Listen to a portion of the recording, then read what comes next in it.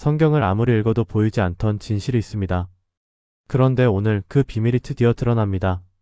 이 영상을 끝까지 본다면 왜 수천 년 동안 이어진 신앙의 줄기 속에 같은 하나가 흐르고 있었는지 알게 될 것입니다.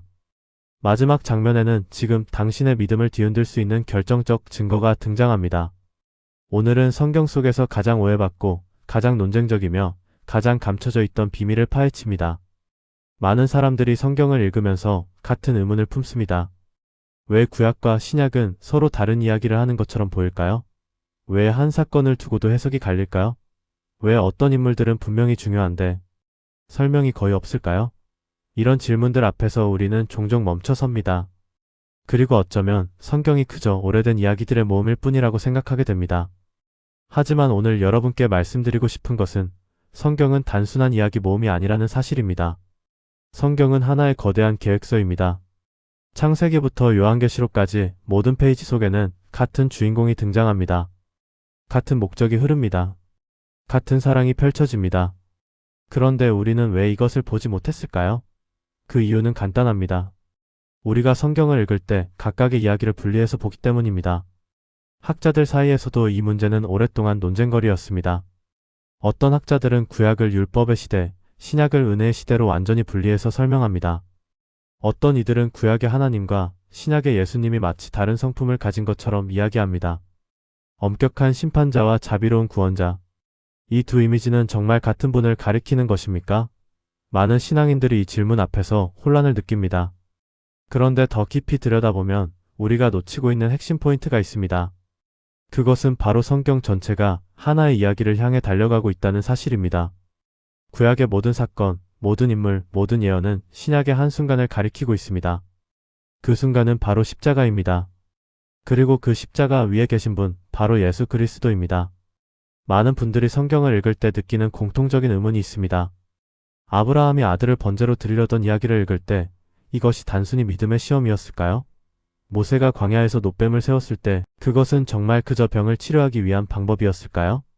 요셉이 형들에게 팔려가면서도 결국 이집트의 총리가 된 이야기는 단순히 고난 끝에 행복이 온다는 교훈일 뿐일까요? 아닙니다. 이 모든 이야기 속에는 더 깊은 의미가 숨어 있습니다. 그 의미는 수천 년 후에 펼쳐질 한 사건을 예고하는 것이었습니다. 그리고 그 사건을 이해할 때 비로소 구약의 모든 수수께끼가 풀립니다. 오늘 우리는 그 비밀의 문을 열어볼 것입니다. 성경이 기록된 시대를 먼저 이해해야 합니다. 구약이 기록되던 시대, 사람들은 우리와 전혀 다른 세상을 살았습니다. 그들에게 종교는 선택이 아니라 생존의 문제였습니다. 당시 중동 지역에는 수많은 신들이 있었습니다. 바알, 아세라, 몰렉, 다곤, 그리고 이름도 모를 수많은 우상들이 사람들의 삶을 지배했습니다. 사람들은 두려움 속에서 살았습니다. 비가 오지 않으면 바알에게 제사를 드렸습니다. 전쟁에서 이기려면 몰렉에게 자녀를 바쳤습니다. 농사가 잘 되려면 아세라 목상 앞에서 음란한 의식을 행했습니다. 신들은 인간에게 자비롭지 않았습니다. 신들은 요구만 했습니다. 더 많은 제사, 더 비싼 재물, 더 잔혹한 희생을 요구했습니다. 그리고 사람들은 그 요구를 들어주지 않으면 재앙이 임할 것이라고 믿었습니다. 바로 그런 세상 한가운데에 전혀 다른 신이 나타났습니다. 여호와 하나님입니다. 이 하나님은 다른 신들과 완전히 달랐습니다. 이 하나님은 인간에게 요구하지 않으셨습니다. 오히려 인간을 찾아오셨습니다. 아브라함을 부르셨고 모세에게 나타나셨고 다윗과 함께 하셨습니다. 이 하나님은 재물을 원하시는 것이 아니라 관계를 원하셨습니다. 그런데 당시 사람들은 이것을 이해하기 어려웠습니다. 왜냐하면 그들은 평생 두려움 속에서 신을 섬겨왔기 때문입니다. 그래서 하나님은 그들이 이해할 수 있는 방식으로 자신을 드러내셨습니다. 제사 제도를 만드셨습니다. 성막을 만들게 하셨습니다. 제사장을 세우셨습니다. 하지만 이 모든 것은 임시 방편이었습니다. 진짜 목적은 따로 있었습니다. 당시 이스라엘 백성들이 살던 환경을 생각해 보십시오. 그들은 애굽에서 400년 동안 노예로 살았습니다. 그들이 본 것은 파라오의 잔혹함이었고 그들이 경험한 것은 채찍과 강제 노역이었습니다. 그런 그들에게 하나님은 자유를 주셨습니다. 홍해를 가르시고 광야에서 만나를 내리시고 반석에서 물을 내셨습니다. 하지만 그들은 여전히 두려움 속에 살았습니다. 시내산에서 하나님이 십계명을 주실 때 백성들은 너무나 두려워서 모세에게 말했습니다. 당신이 우리를 대신해서 하나님께 나아가십시오. 우리가 직접 하나님의 음성을 들으면 죽을까 두렵습니다. 이것이 당시 사람들이 가진 신에 대한 이미지였습니다. 신은 가까이 하면 죽는 존재였습니다. 신은 두려워해야 할 대상이었습니다. 그런데 하나님은 끊임없이 그들에게 다가오셨습니다. 성막을 만들게 하셨습니다. 그 성막은 하나님이 백성들과 함께 거하시겠다는 약속이었습니다. 지성소에는 하나님의 임재가 머물렀고 그 앞에는 속죄소가 있었습니다. 1년에 한 번 대제사장이 속죄일에 그 속죄소에 피를 뿌렸습니다. 그것은 백성들의 죄를 덮는 의식이었습니다. 하지만 그 피는 완전한 해결책이 아니었습니다. 매년 반복되어야 했습니다. 매년 새로운 제물이 필요했습니다. 매년 새로운 피가 흘러야 했습니다. 왜 그랬을까요? 왜 하나님은 완전한 해결책을 주지 않으셨을까요? 그것은 그 제사 자체가 목적이 아니었기 때문입니다. 그 제사는 예고편이었습니다. 앞으로 올 진짜 제사를 가리키는 그림자였습니다. 정치적으로도 당시는 혼란스러운 시대였습니다. 이스라엘은 주변 강대국들 사이에 끼어있는 작은 나라였습니다. 북쪽에는 아수르가 있었고 동쪽에는 바벨론이 있었고 남쪽에는 애굽이 있었습니다. 이들은 끊임없이 전쟁을 벌였고 이스라엘은 그 전쟁터가 되었습니다. 살아남기 위해서는 강대국과 동맹을 맺어야 했고 동맹을 맺는다는 것은 그들의 신도 함께 섬겨야 한다는 의미였습니다. 그래서 이스라엘의 역사는 우상 숭배와의 싸움이었습니다. 왕들은 여호와 하나님만 섬기라고 명령했지만 백성들은 계속해서 바알을 섬겼습니다. 왜냐하면 바알은 농사의 신이었고 농사가 잘 되어야 먹고 살 수 있었기 때문입니다. 여호와 하나님은 눈에 보이지 않았지만 바알 목상은 눈에 보였습니다. 그래서 백성들은 안심이 되었습니다. 문화적으로도 당시는 혈통과 가문이 모든 것을 결정하던 시대였습니다. 어느 집안에서 태어났느냐가 그 사람의 운명을 결정했습니다. 노예의 자식은 노예가 되었고 제사장의 자식은 제사장이 되었습니다. 신분 상승은 거의 불가능했습니다. 그리고 종교적 특권도 혈통에 따라 정해졌습니다. 레위 지파만이 제사장이 될 수 있었고 다른 지파 사람들은 아무리 경건해도 제사장이 될 수 없었습니다. 이런 배경을 이해하면 왜 하나님이 아브라함을 선택하셨는지 알 수 있습니다. 아브라함은 특별한 혈통이 아니었습니다. 그는 우상을 만드는 집안에서 태어났습니다. 하지만 하나님은 그를 부르셨습니다. 그리고 그에게 약속하셨습니다. 너로 말미암아 천하 만민이 복을 받을 것이라고. 이 약속은 혈통이 아니라 믿음으로 주어진 것이었습니다. 당시 사람들에게 이것은 충격적인 개념이었습니다. 신이 혈통을 따지지 않는다니요? 신이 가문을 보지 않는다니요? 하지만 하나님은 계속해서 이 진리를 보여주셨습니다. 요셉은 형들에게 미움받고 팔려갔지만 결국 이집트의 총리가 되었습니다. 다윗은 막내 아들이었고 양치기에 불과했지만 왕이 되었습니다. 에스더는 고아였지만 왕비가 되어 민족을 구했습니다. 이 모든 이야기가 우리에게 말하는 것은 무엇입니까? 하나님은 혈통이나 신분이 아니라 마음을 보신다는 것입니다. 하나님은 강한 자가 아니라 겸손한 자를 선택하신다는 것입니다. 하나님은 완벽한 자가 아니라 회개하는 자를 사용하신다는 것입니다. 이것이 구약 전체를 관통하는 메시지입니다. 그리고 이 메시지는 신약에서 완성됩니다. 예수님은 다윗의 혈통으로 오셨지만 말구유에서 태어나셨습니다. 왕이셨지만 목수의 아들로 자라셨습니다. 권력이 있으셨지만 종의 모습으로 사셨습니다. 그리고 십자가에서 죽으심으로 모든 사람에게 구원의 길을 여셨습니다. 유대인과 이방인, 남자와 여자, 종과 자유인의 구별이 없이 누구든지 믿기만 하면 구원받을 수 있게 하셨습니다. 이제 우리는 본격적으로 성경의 숨은 구조를 살펴보겠습니다. 구약 성경을 펼치면 수많은 이야기들이 나옵니다. 창조, 홍수, 바벨탑, 족장 이야기, 출애굽, 광야생활, 가나안 정복, 사사시대, 왕국시대, 포로생활, 귀환. 이 모든 이야기가 각각 독립적으로 보이지만 실제로는 하나의 큰 그림을 그리고 있습니다. 그 그림의 중심에는 예수 그리스도가 계십니다. 구약의 모든 사건, 모든 인물, 모든 제도는 예수님을 가리키는 표지판입니다. 이것을 이해하면 구약이 완전히 새롭게 보입니다. 마치 흑백 사진이 갑자기 컬러로 바뀌는 것처럼 모든 것이 생생하게 살아납니다. 아담을 생각해 보십시오. 아담은 인류의 첫사람입니다. 하나님은 아담을 에덴 동산에 두시고 그에게 생명나무를 허락하셨습니다. 하지만 한 가지 금지 명령을 주셨습니다. 선악을 알게 하는 나무의 열매는 먹지 말라. 그것을 먹는 날에는 반드시 죽으리라. 우리는 이 이야기를 알고 있습니다. 아담과 하와는 뱀의 유혹에 넘어가 그 열매를 먹었고 그 결과 죄가 세상에 들어왔습니다. 하지만 여기서 잠깐 생각해 보십시오. 왜 하나님은 그런 나무를 만드셨을까요? 왜 아담과 하와가 접근할 수 있는 곳에 그 나무를 두셨을까요? 어떤 사람들은 이것이 하나님의 실수였다고 말합니다. 어떤 사람들은 하나님이 인간을 시험하셨다고 말합니다.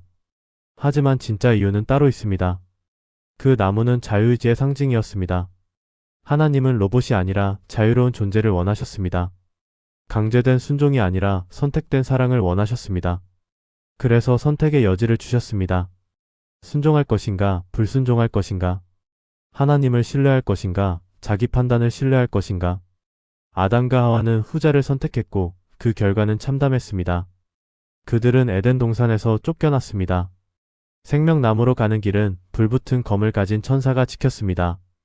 땅은 저주를 받았고 수고해야만 먹을 것을 얻을 수 있게 되었습니다. 해산의 고통이 더해졌고 관계는 깨어졌습니다. 그리고 무엇보다도 죽음이 들어왔습니다. 하나님은 말씀하셨습니다. 너는 흙에서 왔으니 흙으로 돌아갈 것이라고. 이것이 인류의 비극입니다.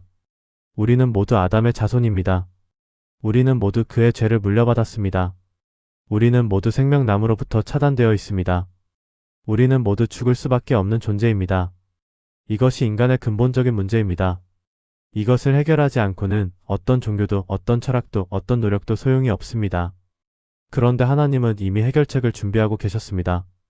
아담과 하와가 죄를 지은 바로 그날 하나님은 뱀에게 저주를 선언하셨습니다.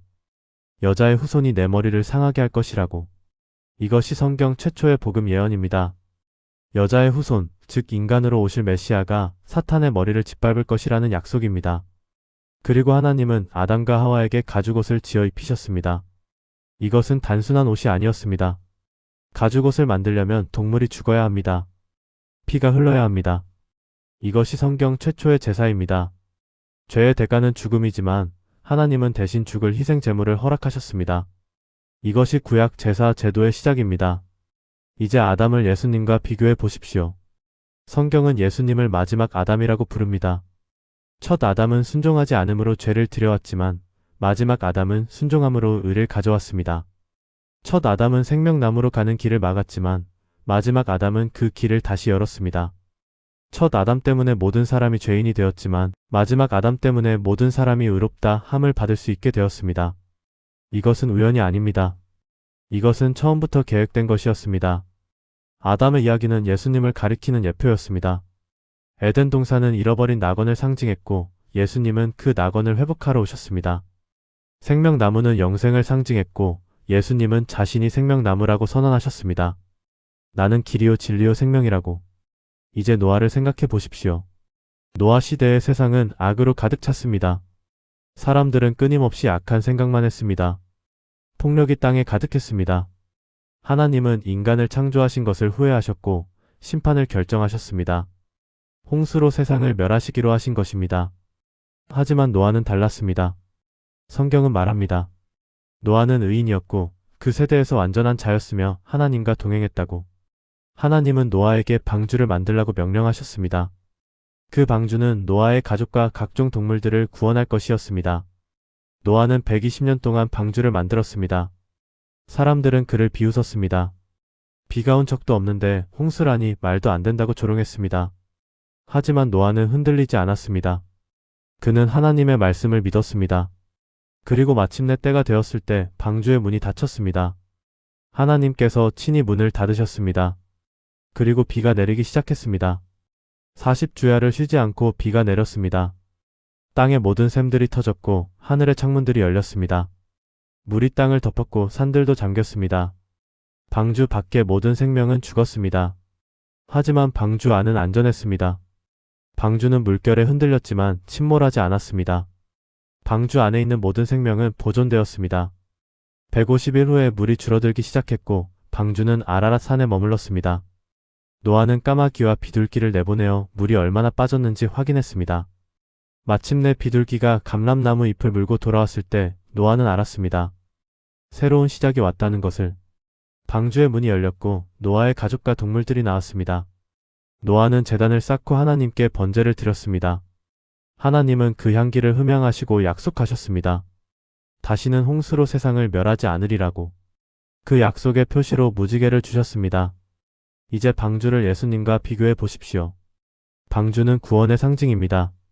홍수는 심판을 상징합니다. 방주 안에 들어간 자들은 구원받았고 방주 밖에 남은 자들은 멸망했습니다. 방주의 문은 하나님이 닫으셨습니다. 인간이 아니라 하나님이 구원의 문을 여시고 닫으십니다.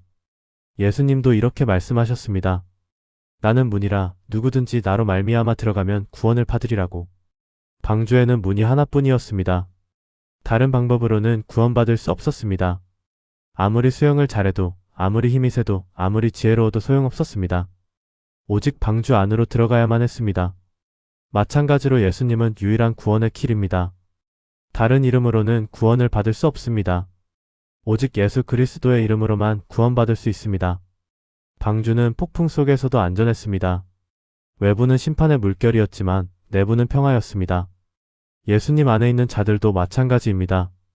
세상은 환난이 있지만 주님 안에는 평안이 있습니다. 세상은 두려움이 가득하지만 주님 안에는 담대함이 있습니다. 그리고 홍수 후에 새로운 세상이 시작되었습니다. 노아는 새로운 인류의 조상이 되었습니다. 예수님도 새로운 창조의 시작이십니다. 그분을 통해 우리는 새로운 피조물이 됩니다. 옛것은 지나가고 새것이 되었습니다. 아브라함의 이야기를 생각해 보십시오. 하나님은 아브라함을 갈대아 우르에서 부르셨습니다. 내 고향과 친척과 아버지의 집을 떠나 내가 내게 보여줄 땅으로 가라. 이것은 엄청난 요구였습니다. 당시의 고향을 떠난다는 것은 모든 것을 포기하는 것이었습니다. 재산, 신분, 안전, 모든 것을 뒤로하고 알지 못하는 땅으로 가야 했습니다. 하지만 아브라함은 순종했습니다. 그는 75세의 나이에 가나안으로 떠났습니다. 하나님은 그에게 약속하셨습니다. 내가 너를 큰 민족이 되게 하고 내 이름을 창대하게 하리니 너는 복의 근원이 될 것이라. 땅을 주마, 자손을 주마, 복을 주마. 이것이 아브라함 언약의 핵심입니다. 그런데 문제가 있었습니다. 아브라함의 아내 사라는 임신하지 못했습니다. 그녀는 나이가 많았고 생리도 끊어진 상태였습니다. 어떻게 자손이 생길 수 있겠습니까? 아브라함도 이 문제를 하나님께 여쭈었습니다. 주 여호와여, 무엇을 내게 주시려나이까? 나는 자식이 없사오니 나의 상속자는 다메섹 사람 엘리에셀이니이다. 하나님은 아브라함을 밖으로 데리고 나가셨습니다. 하늘의 별을 세어보라. 내 자손이 이같이 많을 것이라. 아브라함은 이 말씀을 믿었고 하나님은 그것을 그의 의로 여기셨습니다. 이것이 믿음으로 의롭다 함을 받는다는 복음의 시작입니다. 행위가 아니라 믿음으로, 노력이 아니라 은혜로, 자격이 아니라 약속으로 구원받는 것입니다. 하지만 시간이 흘러도 아들이 태어나지 않았습니다. 10년이 지났고 20년이 지났습니다. 사라는 조바심이 났습니다. 그래서 자신의 여종 하가를 아브라함에게 주어 아들을 낳게 했습니다. 그렇게 태어난 아이가 이스마엘입니다. 하지만 이스마엘은 약속의 자녀가 아니었습니다. 그는 인간의 방법으로 얻은 결과였습니다. 하나님은 다시 나타나셨습니다. 아브라함이 99세가 되었을 때였습니다. 내년 이맘때에 사라가 아들을 낳으리라. 아브라함은 속으로 웃었습니다. 100세 된 사람이 어떻게 자식을 낳겠습니까? 90세 된 사라가 어떻게 해산하겠습니까? 사라도 들었을 때 웃었습니다. 내가 늙었는데 어찌 그런 일이 있으리요? 하지만 하나님께는 능하지 못한 일이 없습니다. 정한 때가 되자 사라는 임신했고 아들을 낳았습니다. 그 이름을 이삭이라 했는데 이삭은 웃음이라는 뜻입니다. 불신앙의 웃음이 믿음의 웃음으로 바뀐 것입니다. 의심의 웃음이 기쁨의 웃음으로 변한 것입니다. 그런데 이삭이 자란 후 하나님은 아브라함에게 충격적인 명령을 하셨습니다. 내 아들, 내가 사랑하는 톡자 이삭을 데리고 모리아 땅으로 가서 번제로 드리라. 이것은 이해할 수 없는 명령이었습니다. 이삭은 약속의 아들이었습니다. 이삭을 통해 자손이 번성할 것이라는 약속을 받았습니다. 그런데 그 이삭을 죽이라니요? 아브라함은 말없이 순종했습니다. 이른 아침에 일어나 나귀의 안장을 지우고 두 사원과 아들 이삭을 데리고 떠났습니다. 사흘길을 걸어 모리아산에 도착했습니다. 나무를 이삭에게 지우고 자신은 불과 칼을 들었습니다. 이삭이 물었습니다. 아버지여, 불과 나무는 있거니와 번제할 어린 양은 어디 있습니까? 아브라함의 대답은 놀랍습니다. 아들아, 번제할 어린 양은 하나님이 자기를 위하여 친히 준비하시리라. 이 말은 단순한 회피가 아니었습니다. 이것은 예언이었습니다. 하나님이 친히 어린 양을 준비하신다는 것은 수천 년 후 십자가에서 성취될 진리였습니다. 제단을 쌓고 나무를 버려놓고 이삭을 결박하여 제단 나무 위에 올려놓았습니다. 손을 내밀어 칼을 잡고 아들을 잡으려 하는 순간 하늘에서 음성이 들렸습니다. 아브라함아, 아브라함아, 그 아이에게 내 손을 대지 말라. 내가 내 아들, 내 톡자까지도 내게 아끼지 아니하였으니 내가 이제 내가 하나님을 경외하는 줄을 아노라. 아브라함이 눈을 들어보니 수풀에 뿔이 걸린 수장이 있었습니다. 하나님이 준비하신 제물이었습니다. 아브라함은 그 수장을 잡아 아들을 대신하여 번제로 드렸습니다. 그리고 그곳 이름을 여호와 이레라 했습니다. 여호와께서 준비하시리라는 뜻입니다. 이제 이 사건을 십자가와 비교해 보십시오. 아브라함은 하나님 아버지를 상징합니다. 이삭은 예수님을 상징합니다. 모리아산은 나중에 예루살렘 성전이 세워진 곳이고 그곳에서 멀지 않은 곳에 골고다 언덕이 있습니다. 아브라함은 아들을 아끼지 않았지만 하나님은 대신할 제물을 주셨습니다. 하지만 십자가에서는 대신할 제물이 없었습니다. 하나님 자신의 아들이 제물이 되셨습니다. 이삭은 나무를 짊어지고 산을 올라갔습니다. 예수님도 십자가를 짊어지고 골고다 언덕을 올라가셨습니다. 이삭은 결박되었지만 풀려났습니다. 예수님은 결박되셨고 끝까지 매달리셨습니다. 이삭 대신 수장이 죽었지만 예수님 대신 죽을 자는 아무도 없었습니다. 예수님 자신이 하나님의 어린 양이셨기 때문입니다. 이것이 우연이겠습니까? 아브라함은 알지 못했지만 그가 행한 모든 것은 미래를 가리키는 표지판이었습니다. 그는 예언자였고 그의 삶 자체가 예언이었습니다. 번제할 어린 양은 하나님이 친히 준비하신다는 그의 말은 2000년 후 세례 요한의 선언으로 실현되었습니다. 보라, 세상 죄를 지고 가는 하나님의 어린 양이로다. 요셉의 이야기를 생각해 보십시오. 요셉은 야곱의 11번째 아들이었지만 가장 사랑받는 아들이었습니다. 야곱은 요셉에게 채색옷을 지어주었습니다. 형들은 이것을 보고 시기했습니다. 게다가 요셉은 꿈을 꾸었습니다. 형들의 곡식단이 자신의 곡식단에게 절하고 해와 달과 11별이 자신에게 절하는 꿈이었습니다. 형들은 요셉을 미워했습니다. 기회가 오자 그들은 요셉을 죽이려 했습니다. 하지만 맏형 르우벤이 말렸고 결국 그들은 요셉을 구덩이에 던졌습니다. 그때 마침 이스마엘 상인들이 지나갔습니다. 형들은 요셉을 은 20에 팔았습니다. 요셉은 애굽으로 끌려갔고 보디발의 집종이 되었습니다. 요셉은 충성스럽게 일했고 보디발의 신임을 얻었습니다. 하지만 보디발의 아내가 요셉을 유혹했고 거절당하자 거짓으로 고소했습니다. 요셉은 감옥에 갇혔습니다. 억울한 누명을 쓰고 어두운 감옥에서 세월을 보냈습니다. 그곳에서 그는 술 맡은 관원장과 떡 맡은 관원장의 꿈을 해몽해 주었습니다. 술 맡은 관원장에게 부탁했습니다. 나를 기억해 주십시오. 하지만 술 맡은 관원장은 요셉을 잊었습니다. 2년이 지나 바로가 꿈을 꾸었습니다. 7마리의 살찐 암소와 7마리의 여인 암소, 7이삭의 무성한 곡식과 7이삭의 말라빠진 곡식? 아무도 그 꿈을 해석하지 못했습니다. 그때 술 맡은 관원장이 요셉을 기억했습니다. 요셉이 불려나왔고 꿈을 해몽했습니다. 7년 풍년과 7년 흉년이 온다는 것이었습니다. 바로는 요셉을 애굽의 총리로 세웠습니다. 요셉은 풍년의 곡식을 저장했고 흉년이 왔을 때 온 세상 사람들이 애굽으로 곡식을 사러 왔습니다. 요셉의 형들도 곡식을 사러 왔습니다. 그들은 요셉을 알아보지 못했지만 요셉은 그들을 알아보았습니다. 요셉은 형들을 시험했고 마침내 자신을 나타냈습니다. 형들은 두려워 떨었습니다. 요셉이 보복할 것이라고 생각했습니다. 하지만 요셉의 반응은 놀라웠습니다. 당신들은 나를 해하려 하였으나 하나님은 그것을 선으로 바꾸사 오늘과 같이 많은 백성의 생명을 구원하게 하시려 하셨나니 당신들은 두려워하지 마소서. 이제 요셉을 예수님과 비교해 보십시오. 요셉은 아버지의 사랑을 받았지만 형들에게 미움받았습니다. 예수님도 하나님의 사랑을 받으셨지만 자기 백성에게 배척당하셨습니다. 요셉은 은 20에 팔렸습니다. 예수님도 은 30에 팔리셨습니다. 요셉은 억울하게 감옥에 갇혔습니다. 예수님도 억울하게 십자가에 달리셨습니다. 하지만 그 고난은 끝이 아니었습니다.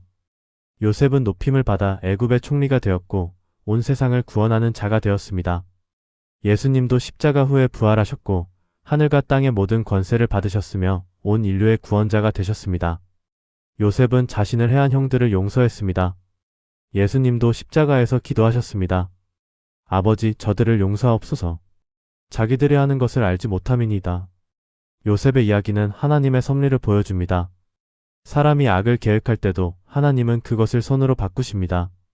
실패처럼 보이는 순간에도 하나님은 더 큰 계획을 진행하고 계십니다. 고통스러운 과정 속에서도 하나님은 결국 구원을 이루어내십니다. 이것이 십자가의 메시지입니다. 가장 끔찍한 사건이 가장 위대한 구원이 되었습니다. 출애굽의 이야기를 생각해 보십시오. 이스라엘 백성은 애굽에서 400년 동안 종살이를 했습니다. 그들은 벽돌을 굽고 건축 노역에 시달렸습니다. 그들의 신음이 하나님께 상달되었고 하나님은 그들을 구원하기로 결정하셨습니다. 하나님은 모세를 부르셨고 모세를 바로에게 보내셨습니다. 내 백성을 보내라. 하지만 바로는 거부했습니다.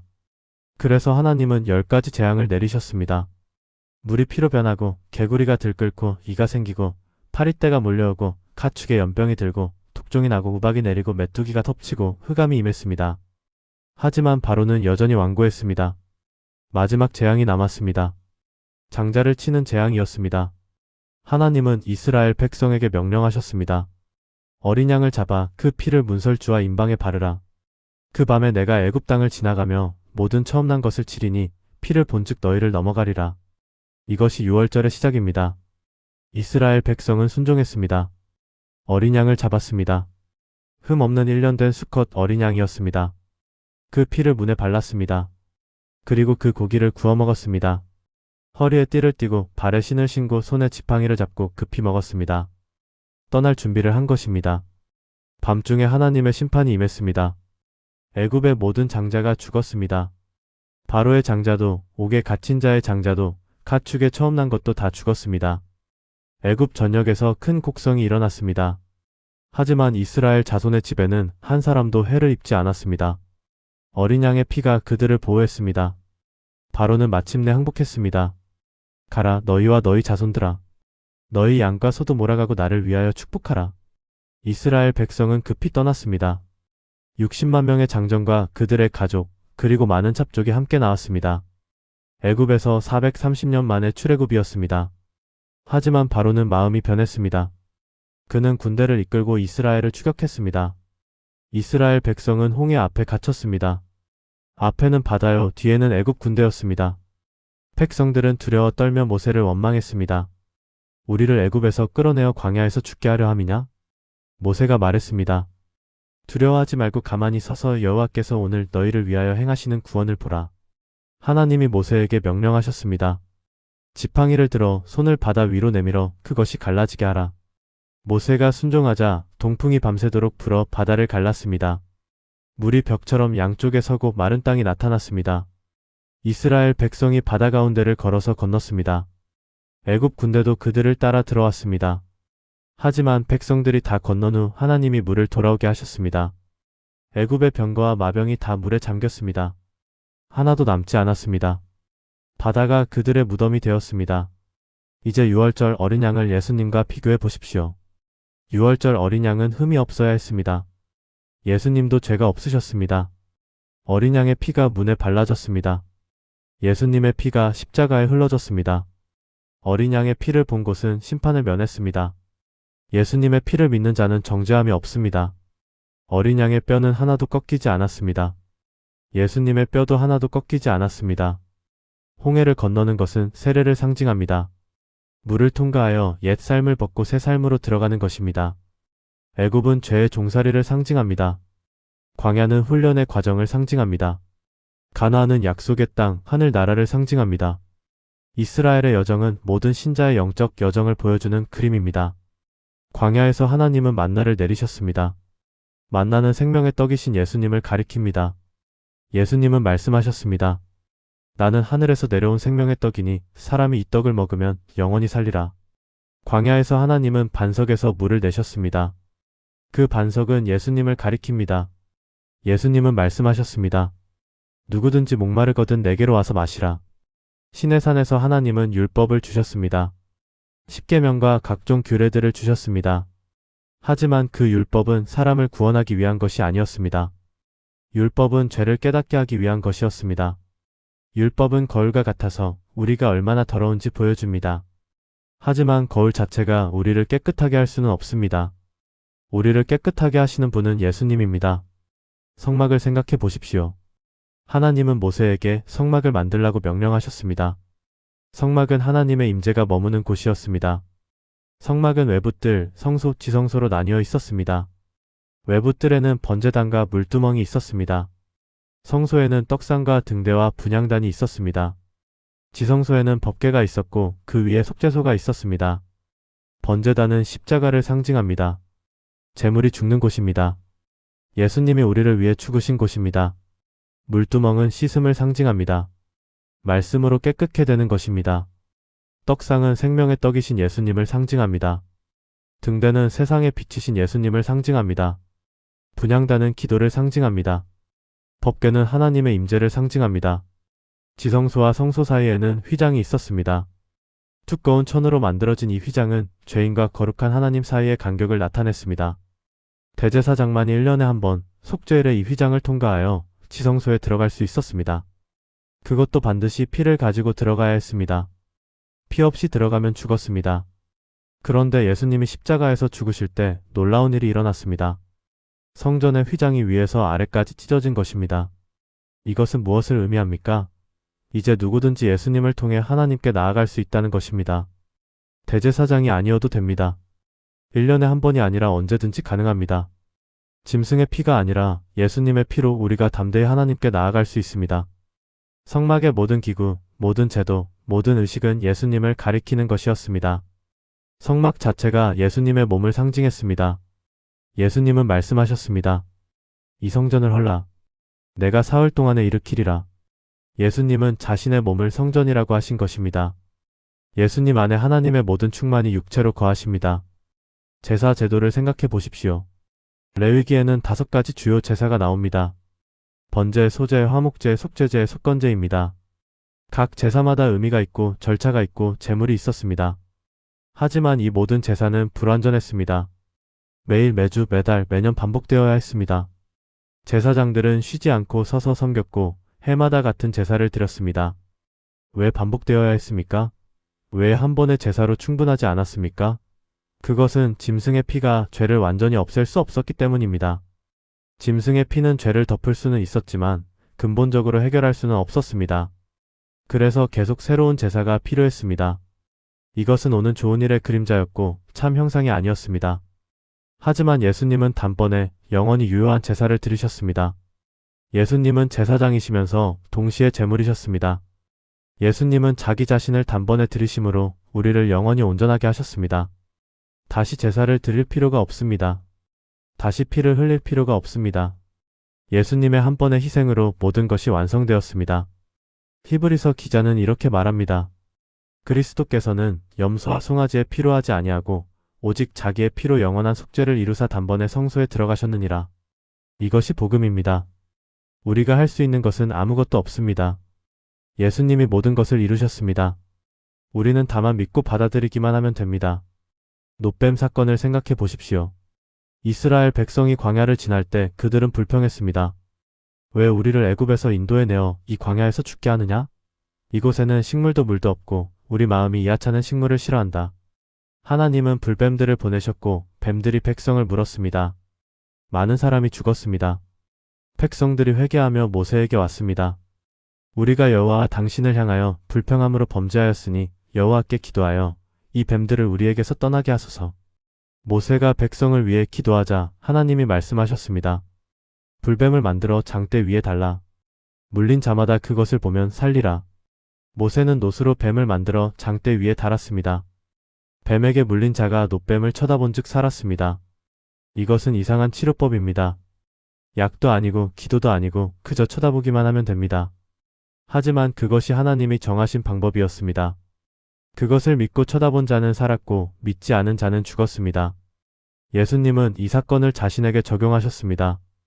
모세가 광야에서 뱀을 든 것 같이 인자도 들려야 하리니 이는 그를 믿는 자마다 영생을 얻게 하려 하심이니라. 놋뱀이 장대에 달린 것처럼 예수님도 십자가에 달리셨습니다.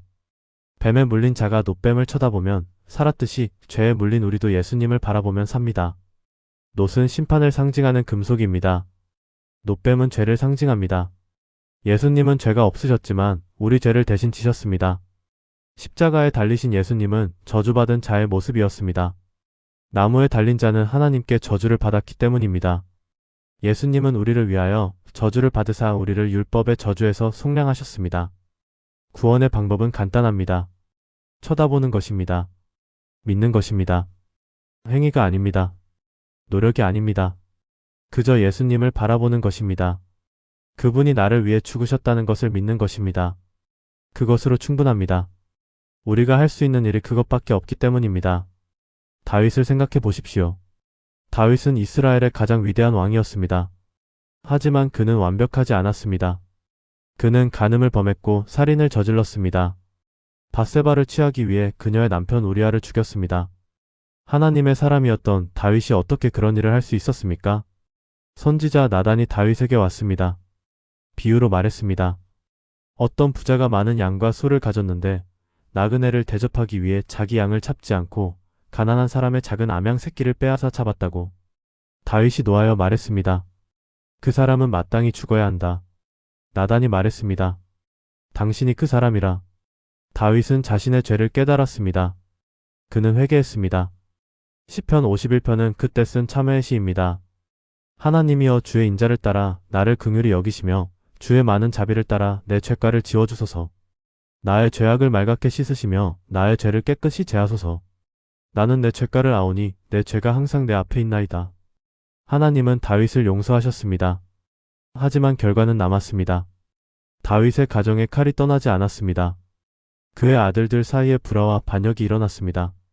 암논이 다말을 범했고 압살롬이 암논을 죽였고 압살롬이 다윗을 배반했습니다. 죄는 용서받았지만 그 영향은 계속되었습니다. 하지만 하나님은 다윗과 언약을 맺으셨습니다. 내 집과 내 나라가 내 앞에서 영원히 포전되고 내 왕위가 영원히 견고하리라. 이것이 다윗 언약입니다. 이 언약은 예수님을 통해 성취되었습니다.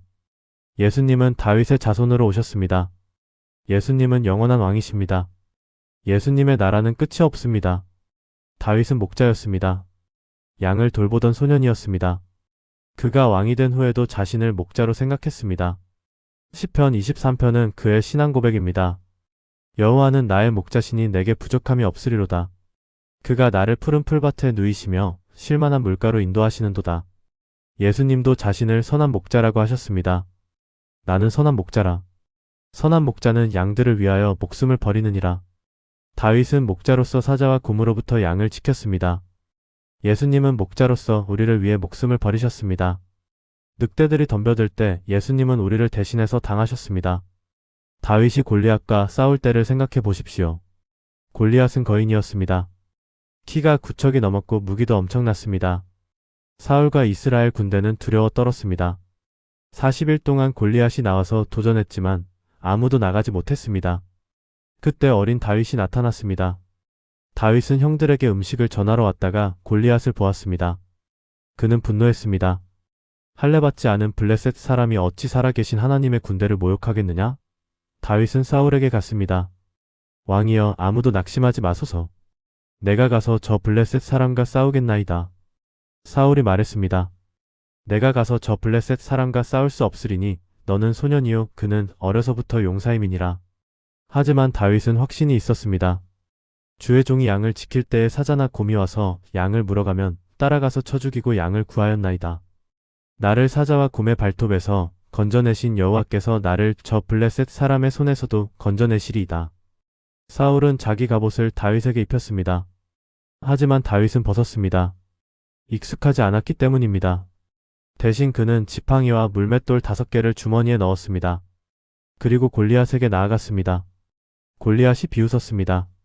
내가 나를 깨로 여기고 막대기를 가지고 내게 나왔느냐? 내가 오늘 내 살을 공중의 새들과 들짐승들에게 주리라. 다윗이 대답했습니다. 너는 칼과 창과 단창으로 내게 나오거니와 나는 만군의 여호와의 이름 곧 내가 모욕하는 이스라엘 군대의 하나님의 이름으로 내게 나아가노라. 오늘 여호와께서 너를 내 손에 넘기시리니 내가 너를 쳐서 내 머리를 베고 온 땅이 이스라엘의 하나님이 계신 줄 알게 하겠고 여호와의 구원하심이 칼과 창에 있지 아니함을 이 무리에게 알게 하리라. 다윗은 달려가며 물맷돌을 던졌습니다. 돌이 골리앗의 이마에 박혔고 골리앗은 땅에 엎드러졌습니다. 다윗은 골리앗의 칼로 그의 목을 베었습니다. 블레셋 사람들은 도망쳤고 이스라엘은 승리했습니다. 이제 이야기를 영적으로 해석해 보십시오. 골리앗은 사탄을 상징합니다. 그는 크고 강력하고 두렵습니다. 그는 하나님의 백성을 모욕합니다. 인간의 힘으로는 그를 이길 수 없습니다. 사울의 갑옷, 즉 인간의 방법으로는 소용이 없습니다. 하지만 여호와의 이름으로 믿음으로 나아가면 승리할 수 있습니다. 예수님이 바로 그 승리자이십니다. 예수님은 십자가에서 사탄의 머리를 부수셨습니다. 골리앗이 땅에 엎드러진 것처럼 사탄도 패배했습니다. 골리앗의 칼로 그의 목을 벤 것처럼 예수님은 사탄 자신의 무기인 죽음으로 그를 멸하셨습니다. 죽음을 통과하여 부활하심으로 죽음의 권세를 깨뜨리셨습니다. 예언서들을 생각해 보십시오. 이사야, 예레미야, 에스겔, 다니엘 그리고 소선지서들. 이 책들은 이스라엘의 죄를 책망하고 심판을 경고하고 회복을 약속합니다. 하지만 그 가운데 가장 중요한 메시지는 오실 메시아에 대한 예언입니다. 이사야 53장을 읽어보십시오. 그는 실로 우리의 질고를 치고 우리의 슬픔을 당하였거늘 우리는 생각하기를 그는 징벌을 받아 하나님께 맞으며 고난을 당한다 하였노라. 그가 찔림은 우리의 허물 때문이요 그가 상함은 우리의 죄악 때문이라. 그가 징계를 받음으로 우리는 평화를 누리고 그가 채찍에 맞음으로 우리는 나음을 받았도다. 이것은 누구를 가리키는 말입니까? 이사야는 이 예언을 예수님이 오시기 700년 전에 기록했습니다. 하지만 이 묘사는 십자가의 예수님을 정확하게 그립니다. 상한 갈대, 꺼져가는 심지, 사람들에게 멸시받고 거부당한 자, 우리를 위해 고난받고 우리를 위해 죽으신 분. 이것이 메시아의 모습입니다. 그런데 유대인들은 이것을 이해하지 못했습니다. 그들이 기대한 메시아는 정치적 해방자였습니다. 로마의 압제에서 그들을 구원하고 다윗의 왕국을 회복할 강력한 왕을 기다렸습니다. 그래서 예수님이 오셨을 때 그들은 받아들이지 못했습니다. 이 가난하고 겸손한 사람이 어떻게 메시아일 수 있단 말인가? 하지만 성경은 처음부터 말하고 있었습니다. 메시아는 고난받는 종이라고. 메시아는 십자가에 달릴 것이라고. 메시아는 죽으실 것이라고. 그리고 3일 만에 부활하실 것이라고. 다윗은 시편 16편에서 예언했습니다. 주께서 내 영혼을 수월에 버리지 아니하시며 주의 거룩한 자를 멸망시키지 않으실 것임이니이다. 이것은 다윗 자신에 대한 말이 아닙니다. 다윗은 죽었고 장사되었고 그의 무덤은 오늘까지 있습니다. 이것은 다윗의 자손으로 오실 메시아에 대한 예언입니다. 죽음을 이기고 부활하실 분에 대한 예언입니다. 베드로는 오순절 설교에서 이 구절을 인용하며 예수님의 부활을 증거했습니다. 다니엘은 70일에 대해 예언했습니다. 내 백성과 내 거룩한 성을 위하여 70일을 기한으로 정하였나니 불법이 그치고 죄가 끝나며 죄악이 용서되고 영원한 의가 드러나며 이상과 예언이 응하고 또 지극히 거룩한 이가 기름 부음을 받으리라. 이것은 메시아가 언제 오실지를 정확하게 예언한 것입니다. 스가랴는 예언했습니다. 시온에 따라 크게 기뻐할지어다. 예루살렘에 따라 즐거이 부를지어다. 보라 내 왕이 내게 임하시나니 그는 공의로우시며 구원을 베푸시며 겸손하여서 나귀를 타시나니 나귀의 작은 것 곧 나귀 새끼니라. 예수님은 정확히 이렇게 예루살렘에 입성하셨습니다. 미가는 예언했습니다. 베들레헴 에브라다야 너는 유다 족속 중에 작을지라도 이스라엘을 다스릴 자가 내게서 나올 것이라. 그의 근본은 산고에 영원에 있느니라. 예수님은 베들레헴에서 태어나셨습니다. 우연이 아닙니다. 성경의 예언대로입니다. 구약의 모든 예언은 예수님을 가리킵니다. 창세기부터 말라기까지 처음부터 끝까지 모든 책, 모든 장, 모든 구절이 한 분을 가리킵니다. 그분의 이름은 예수 그리스도입니다. 그분은 하나님이시며 사람이시고 창조주시며 구원자이시고 알파와 오메가이십니다. 이제 우리는 증거와 패턴을 살펴보겠습니다. 우연일까요? 아닙니다. 너무나 정교하고 너무나 일관되고 너무나 완벽합니다. 인간이 만들어낼 수 있는 것이 아닙니다. 이것은 하나님의 계획입니다. 고고학적 증거를 생각해 보십시오. 20세기에 사회 두루마리가 발견되었습니다. 이것은 기원전 200년에서 기원 후 100년 사이에 기록된 성경 사본들입니다. 그 중에는 이사야서 전체가 포함되어 있습니다. 학자들이 이것을 현대의 성경과 비교했을 때 놀라운 사실을 발견했습니다. 거의 차이가 없었습니다. 2000년이 지났는데도 말입니다. 이것이 의미하는 것은 무엇입니까? 성경은 변조되지 않았다는 것입니다. 우리가 오늘 읽는 성경은 예수님 시대에 읽던 성경과 같습니다. 이사야 53장의 메시아 예언은 예수님이 오시기 전에 이미 기록되어 있었습니다. 예수님의 탄생, 사역, 죽음, 부활을 정확하게 예언한 그 구절들은 후대에 추가된 것이 아닙니다. 미리 기록되어 있었던 것입니다. 역사적 자료를 생각해 보십시오. 요세푸스는 유대인 역사가였습니다. 그는 예수님에 대해 기록했습니다. 그 무렵에 예수라는 지혜로운 사람이 있었으니 그를 사람이라고 불러야 할지 모르겠다. 그는 놀라운 일들을 행하는 자였고 기꺼이 진리를 받아들이는 사람들의 선생이었다. 많은 유대인과 헬라인들이 그를 따랐다. 그가 메시아였다.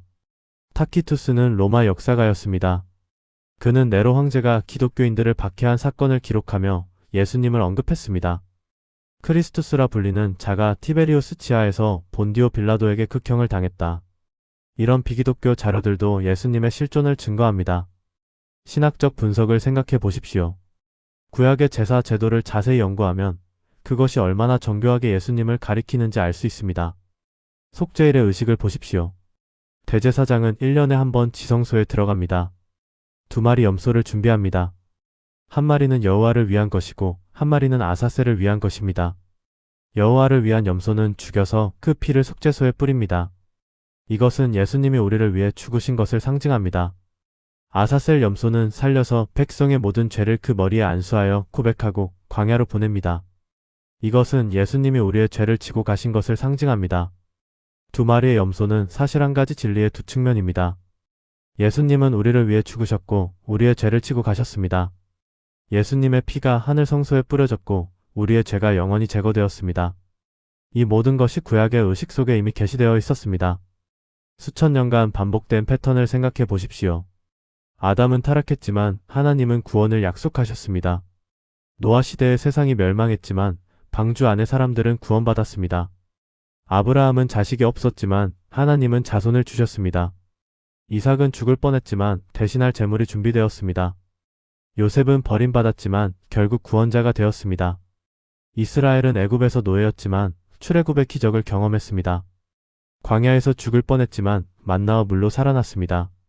가나안에 들어가지 못할 뻔했지만 여호수아의 인도로 들어갔습니다. 사사시대에 반복적으로 타락했지만 하나님은 계속 구원자를 보내셨습니다. 이 패턴이 말하는 것은 무엇입니까? 인간은 스스로를 구원할 수 없다는 것입니다. 우리는 계속 실패합니다. 계속 타락합니다.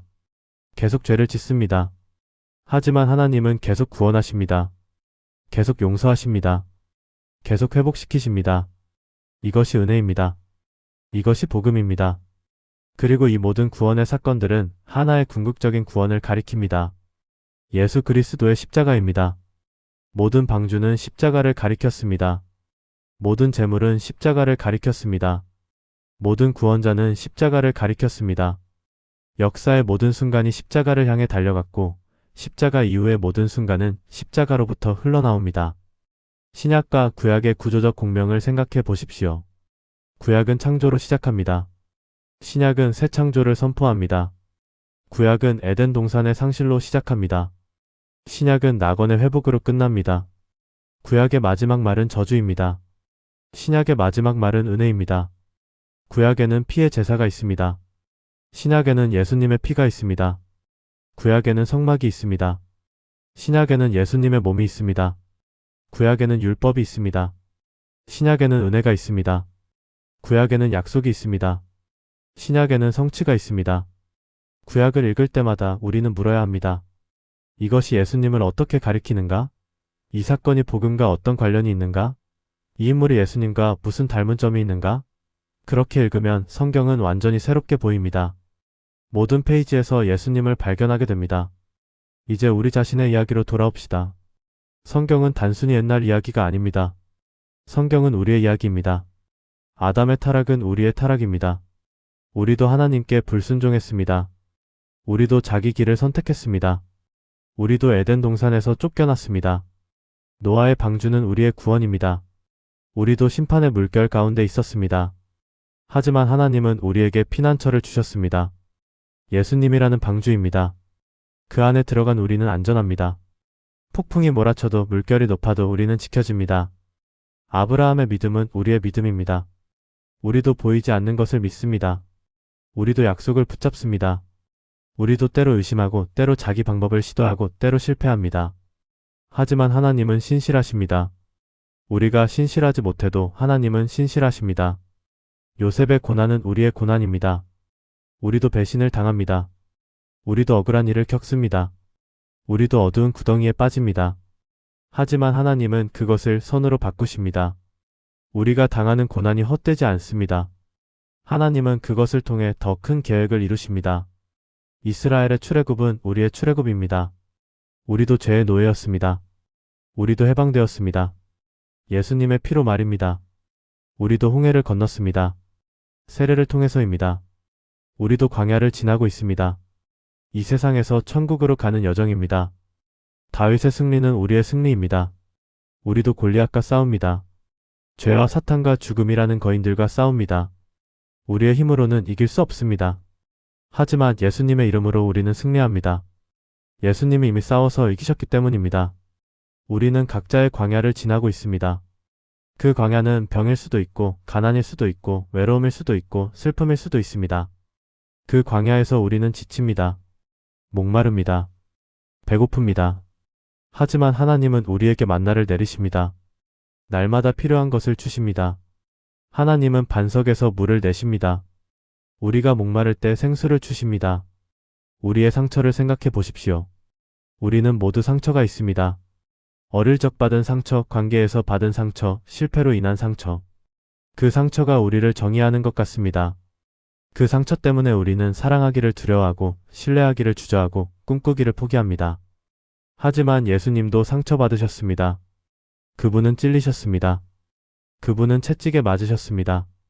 그분은 십자가에 못 박히셨습니다. 그분의 상처는 우리의 치유가 되었습니다. 그분의 고통은 우리의 평화가 되었습니다.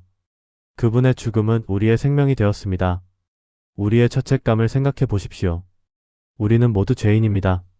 우리는 실수했고 잘못했고 상처를 주었습니다. 그 죄책감이 우리를 짓누릅니다. 밤마다 우리를 괴롭힙니다. 우리는 자신을 용서할 수 없습니다. 어떻게 하나님이 우리를 용서하실 수 있겠습니까? 하지만 십자가가 그 답입니다. 예수님이 이미 우리의 죄값을 치르셨습니다.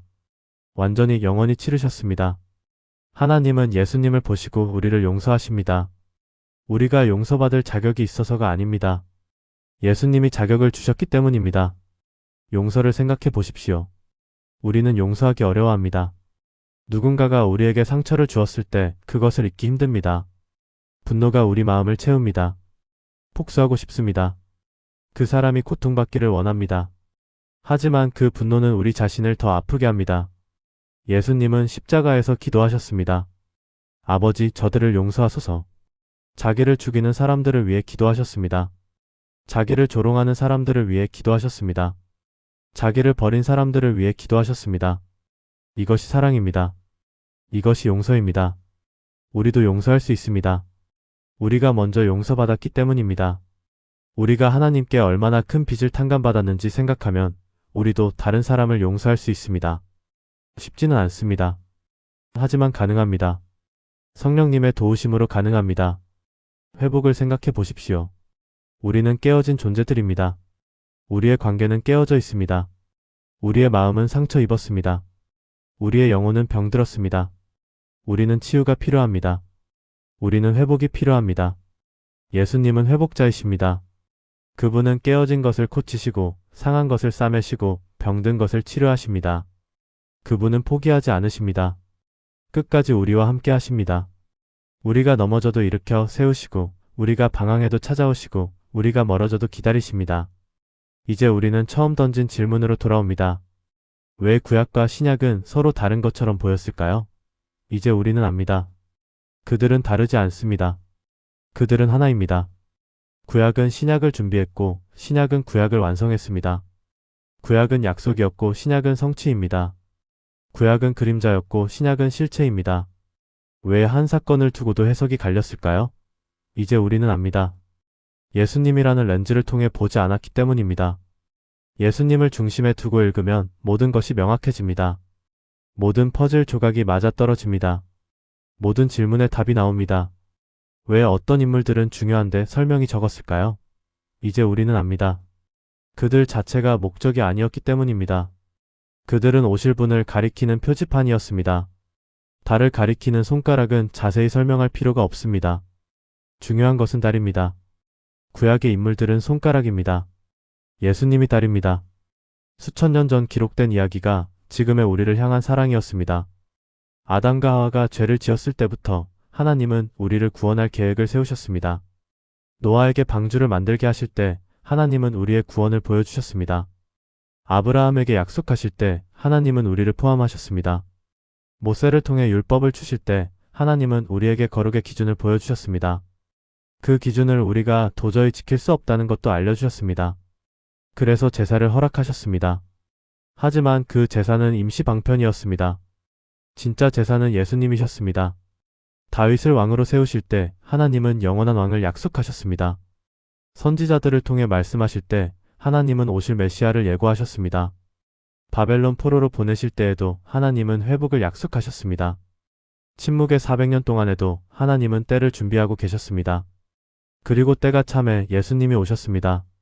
베들레헴의 말구유에서 태어나셨습니다. 가난한 목수의 아들로 자라셨습니다. 30세에 공생애를 시작하셨습니다. 병든 자를 고치시고 귀신을 쫓으시고 죄인을 용서하셨습니다.